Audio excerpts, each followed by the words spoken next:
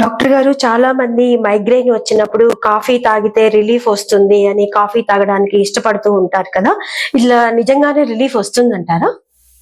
Yes, వచ్చే అవకాశం చాలా ఎక్కువ ఉంటుంది. కెఫీన్ వలన హెడేక్ కానీ మైగ్రేన్ కానీ ఇంటెన్సిటీ తగ్గే అవకాశం ఉంటుంది. కానీ అందరిలో కాదు, కొంతమందిలో మాత్రమే, అది కూడా కొన్ని కండిషన్స్ లో మాత్రమే.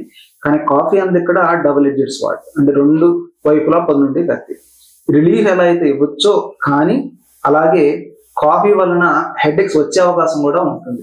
అంటే ఎక్కువ అవడం వల్ల కావచ్చు, లేదా ఎక్కువ తాగే అలవాటు ఉండి తగ్గించడం వల్ల కూడా అటాక్స్ వచ్చే అవకాశం ఉంటుంది. ఓకే, ఇప్పుడు కాఫీ తాగడం వలన హెడేక్ ఎందుకు తగ్గుతుంది అంటే, కాఫీ అనేది ఒక వాసో కన్స్ట్రిక్టర్, అంటే బ్లడ్ వెజల్స్ ని నేరో చేస్తుంది అనమాట. ఈ మైగ్రేన్ అటాక్ అప్పుడు ఏదైతే విపరీతమైన బ్లడ్ ఫ్లో ఉంటుందో బ్రెయిన్ కి, కాఫీ తాగడం వల్ల కొంచెం నేరో అయ్యి కొంచెం బ్లడ్ ఫ్లో తగ్గి, అంటే ఎంత అవసరం అంతే ఉంచి ఆ ఇంటెన్సిటీ ఆఫ్ హెడేక్ ఏదైతే ఉంటుందో అది తగ్గించడంలో కాఫీ బాగా ఉపయోగపడుతుంది.